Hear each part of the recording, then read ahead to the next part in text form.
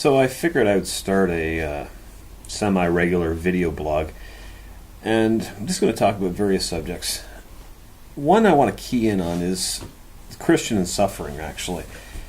I've been through a lot in my life. My parents divorced when I was young. My sister died before I was born, actually, and so there's a strained relationship in my family, I guess, between my parents because of that a little bit. At least I perceived it that way. My wife and I got married in 1991 and started having kids a few years later. We had a child in 1998 named Dawson, and between churches one time I was on my way to work in the morning and working in an office of a factory doing boring stuff. And so I went to check on the two girls, Emily and Eden, who had one room, and then Dawson, who was 4 months at the time, just to make sure they're all tucked in. So I went to the girls' room first, tucked them in. Then I went to Dawson's room, and he wasn't moving and wasn't breathing. Usually when I came in the room, he'd move. He's a light sleeper. And so I touched him, and he was cold to the touch. I screamed for my wife at that point and said, "Teresa, come here." And I took him, his limp body, out of the cradle that he was laying in and started performing mouth-to-mouth on him, and we called 911, and at 6 in the morning, it was March 9th, 1999.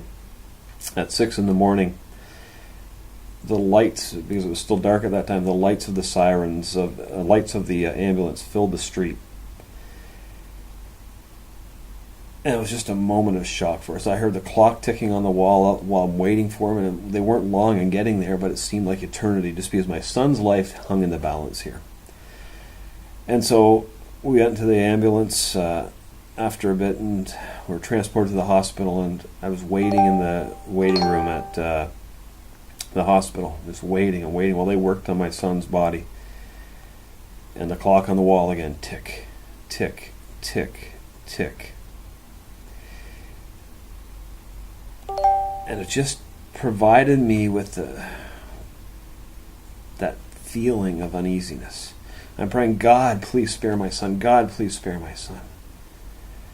A little while later, I don't know how much time passed, but one of the doctors came out of the room, and with tears in her eyes, she said, "I'm so sorry. I'm so sorry." And I questioned God. And I wondered why God would allow that to happen. But I know I serve a God that still loves me. Despite everything that happens in life, I serve a God that still loves me.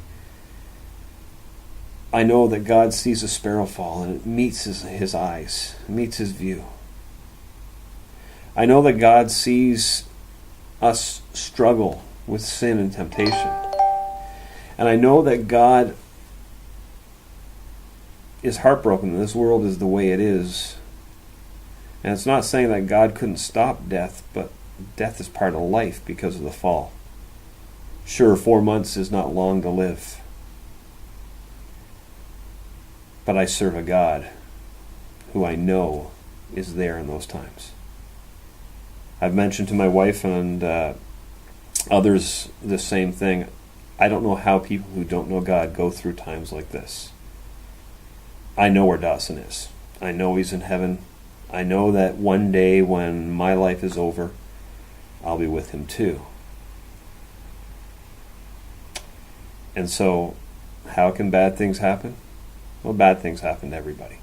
Good, bad, whatever you think you are, even though there's nobody that's really good, not on their own merit.